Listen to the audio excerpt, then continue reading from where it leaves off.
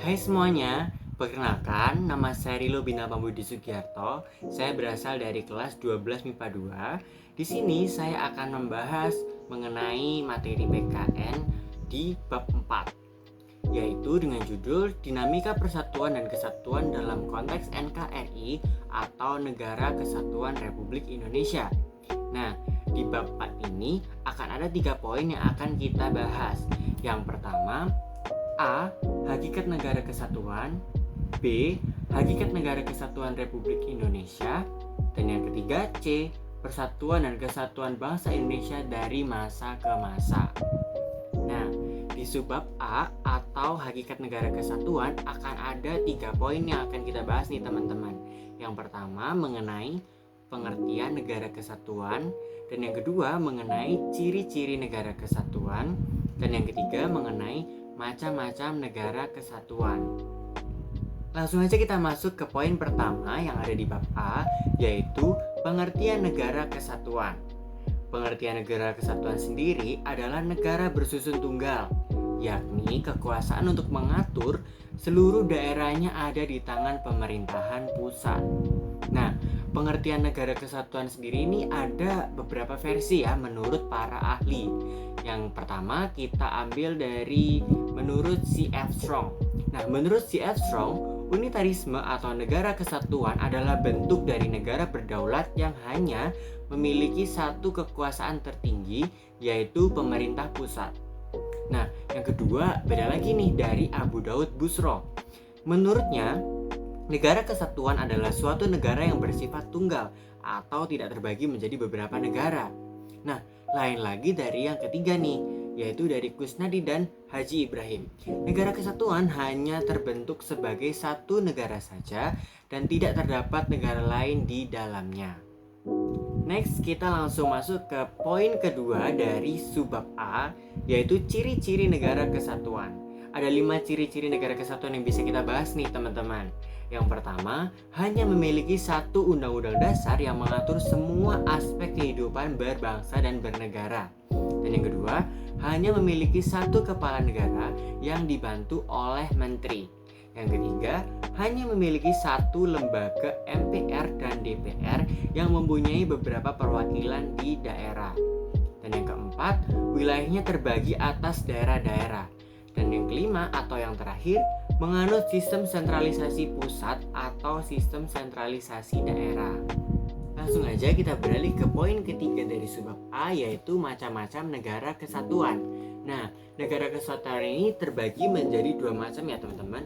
Yang pertama yaitu negara kesatuan dengan sistem sentralisasi, dan yang kedua yaitu negara kesatuan dengan sistem desentralisasi. Kita bahas pengertian dari negara kesatuan dengan sistem sentralisasi ya. Yang pertama, negara kesatuan sentralisasi adalah negara dengan seluruh persoalannya di setiap daerah diatur dan diurus secara langsung oleh pemerintahan pusat. Pemerintahan pusat sebagai koordinator, sedangkan pemerintahan daerah hanya melaksanakan perintah. Sedangkan untuk pengertian dari negara kesatuan dengan sistem desentralisasi adalah negara yang daerahnya diberi kekuasaan untuk mengatur rumah tangganya sendiri. Dalam bentuk negara ini terdapat parlemen di setiap daerah. Meskipun demikian, pemerintahan pusat tetap memegang kekuasaan tertinggi. Beralih dari subbab A ke subbab B. Untuk subbab B ada 4 poin nih yang bakal dibahas tentang hakikat negara kesatuan Republik Indonesia. Yang pertama yaitu negara kesatuan Republik Indonesia. Yang kedua yaitu karakteristik negara kesatuan Republik Indonesia. Yang ketiga cita-cita, tujuan dan fungsi negara kesatuan Republik Indonesia. Dan yang keempat keunggulan negara kesatuan Republik Indonesia. Di poin pertama untuk subbab B, kita akan membahas tentang Negara Kesatuan Republik Indonesia. Berdasarkan pasal 1 ayat 1 Undang-Undang Dasar Negara Republik Indonesia tahun 1945, bentuk negara Indonesia adalah kesatuan, sedangkan bentuk pemerintahan Indonesia adalah republik. Nah, bentuk pemerintahan ini dibedakan menjadi 2 nih teman-teman. Yang pertama, monarki, yaitu bentuk pemerintahan yang bersifat kerajaan. Pemimpin negara umumnya bergelar raja, ratu, kaisar, ataupun sultan. Dan yang kedua, republik, yaitu bentuk pemerintahan yang dipimpin oleh seorang presiden. Nah, Indonesia ini termasuk pemerintahan republik ya teman-teman. Kita dipimpin oleh Pak Jokowi. Daerah di Indonesia akan dibagi menjadi daerah provinsi, kabupaten, kecamatan, dan juga desa. Beralih ke poin kedua dari subbab B, kita akan membahas mengenai karakteristik negara kesatuan Republik Indonesia. Prinsip kesatuan dalam Negara Kesatuan Republik Indonesia dipertegas dalam alinea keempat pembukaan Undang-Undang Dasar Negara Republik Indonesia tahun 1945, yaitu dalam upaya membentuk suatu pemerintahan negara Indonesia yang melindungi segenap bangsa Indonesia dan seluruh tumpah darah Indonesia.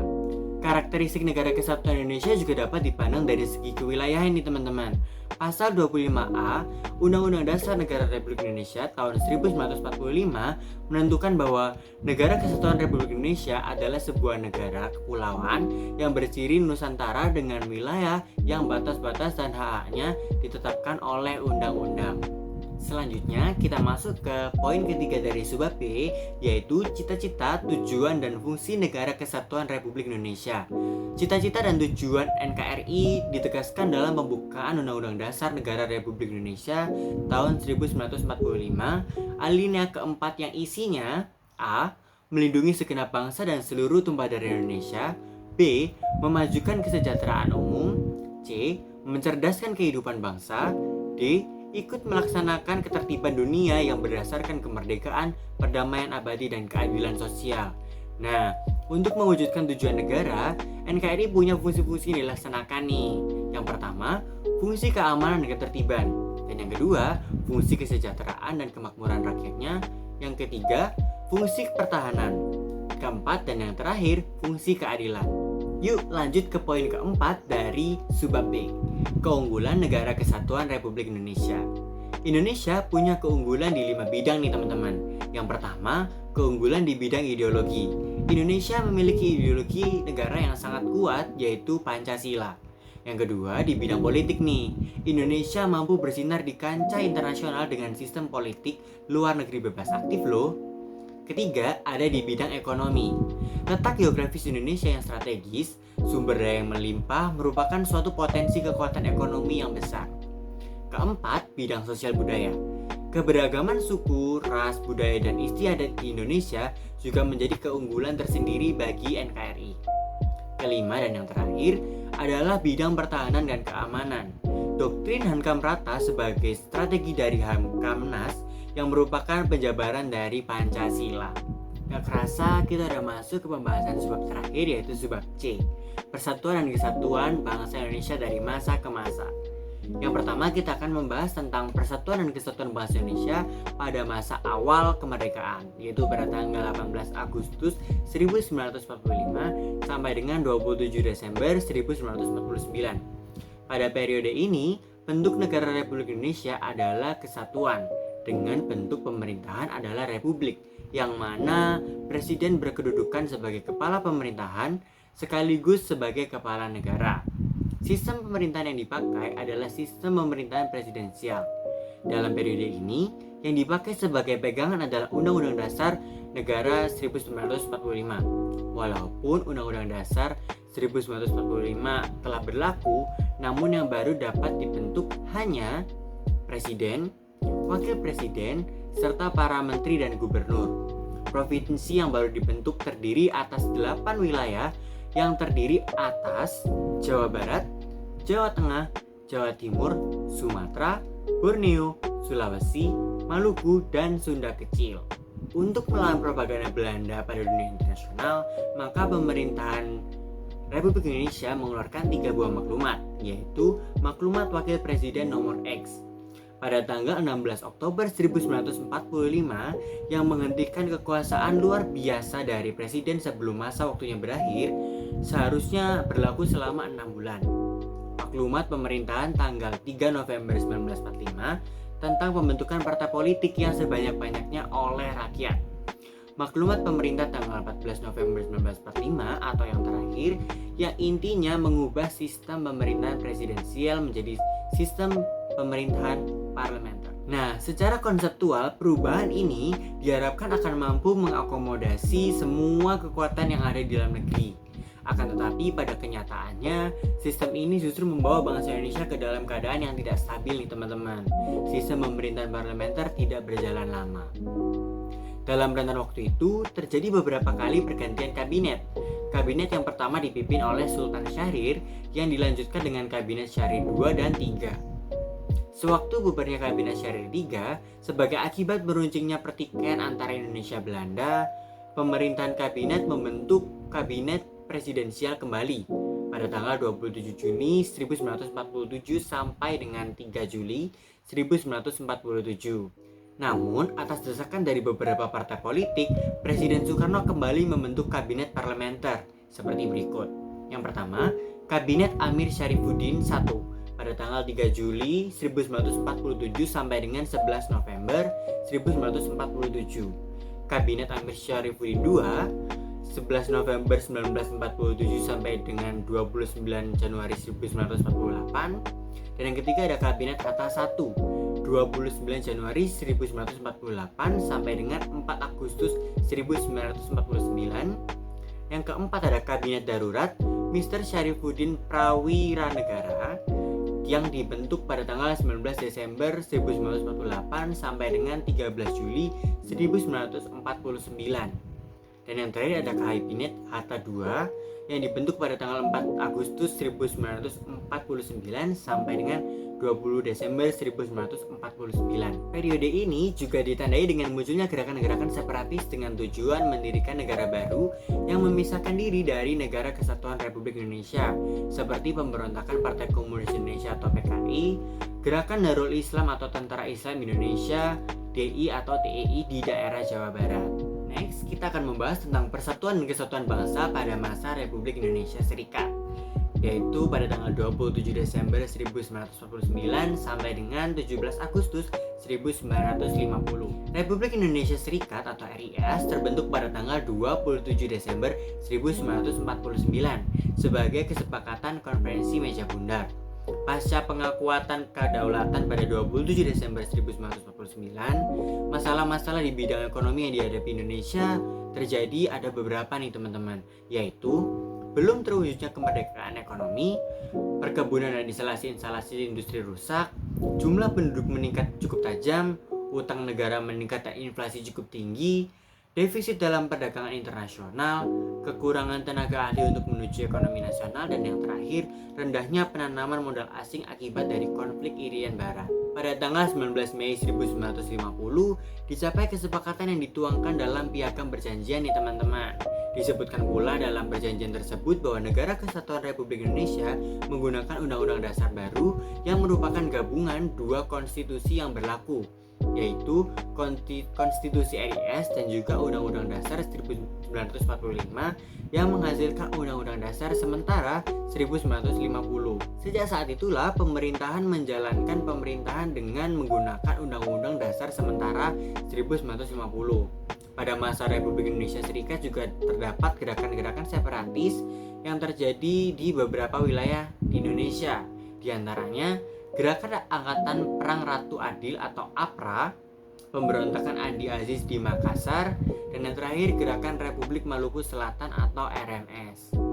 Lanjut, kita akan membahas tentang Persatuan dan Kesatuan Bangsa pada masa demokrasi liberal 17 Agustus 1950 sampai dengan 5 Juli 1959. Sistem pemerintahan yang dianut dalam periode ini adalah sistem pemerintahan parlementer dengan menggunakan kabinet parlementer yang dipimpin oleh seorang Perdana Menteri. Praktik sistem pemerintahan parlementer yang diterapkan pada masa berlakunya Undang-Undang Dasar Sementara 1950 ini ternyata tidak membawa bangsa Indonesia ke arah kemakmuran, keteraturan, dan kestabilan politik. Hal ini tercermin dari jatuh bangunnya kabinet dalam kurun waktu antara 1950 sampai dengan 1959 telah terjadi 7 kali pergantian kabinet nih teman-teman.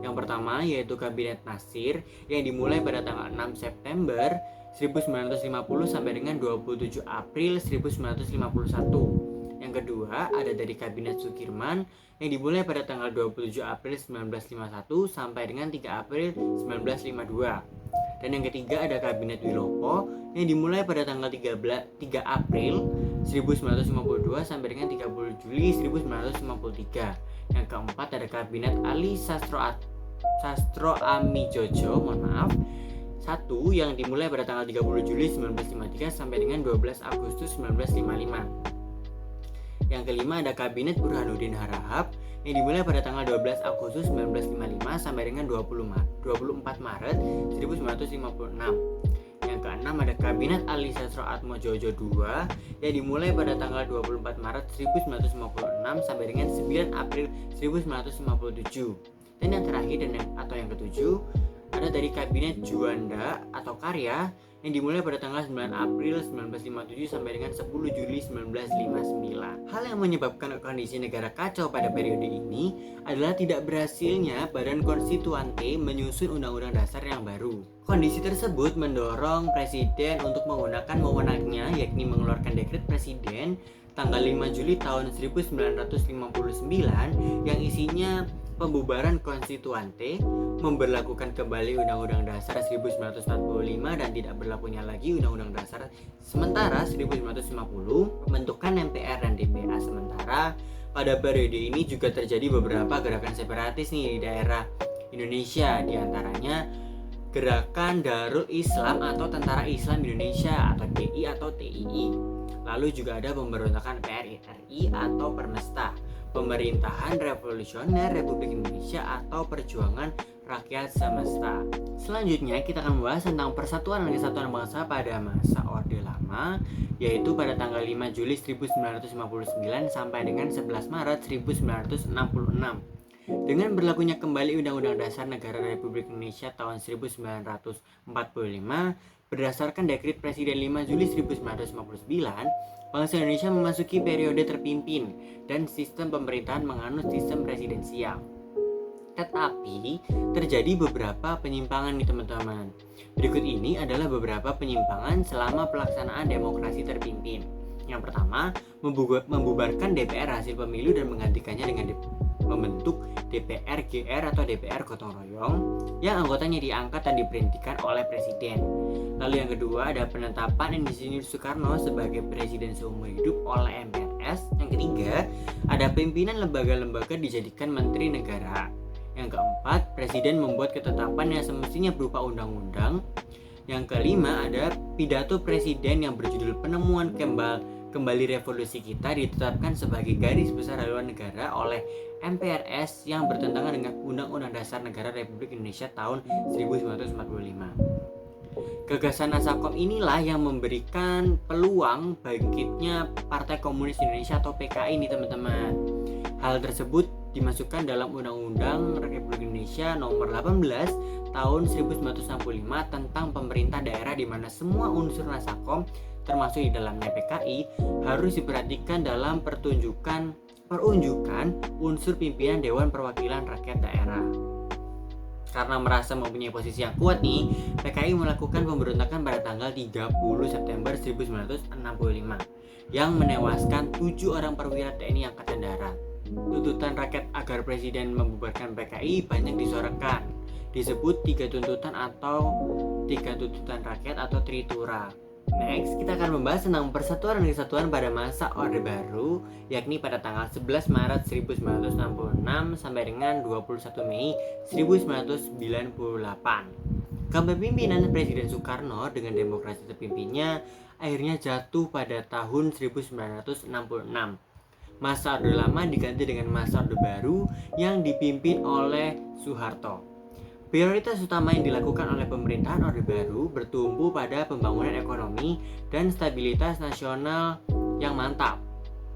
Adapun kelebihan dari sistem pemerintahan Orde Baru yaitu perkembangan pendapatan per kapita masyarakat Indonesia pada tahun 1968 hanya $70, sekarang menjadi $1 juta Amerika Serikat.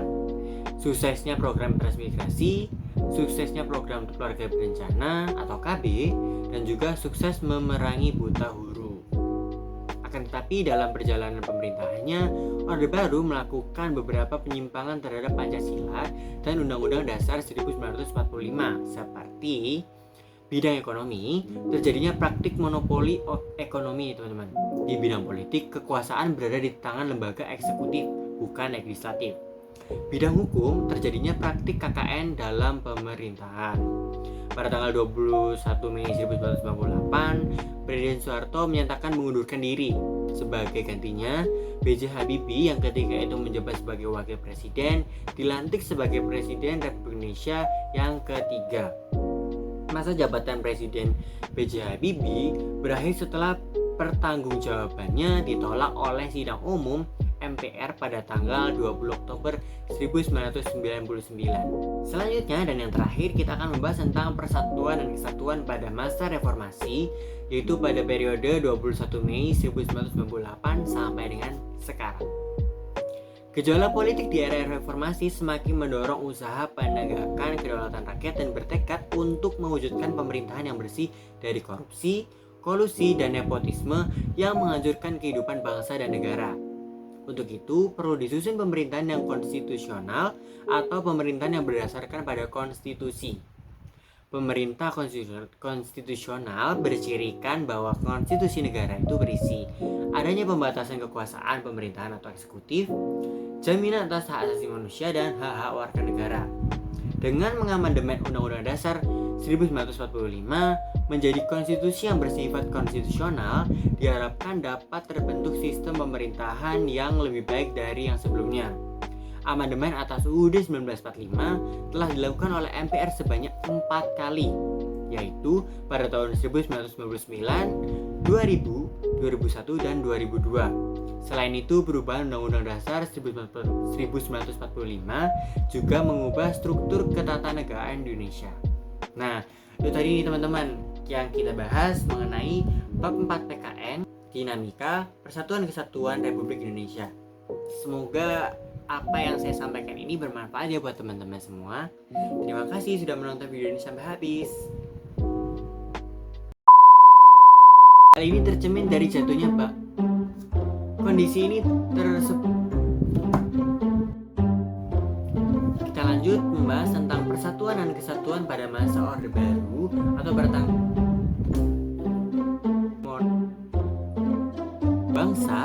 Indonesia dari masa. Terima kasih sudah menonton video ini sampai habis.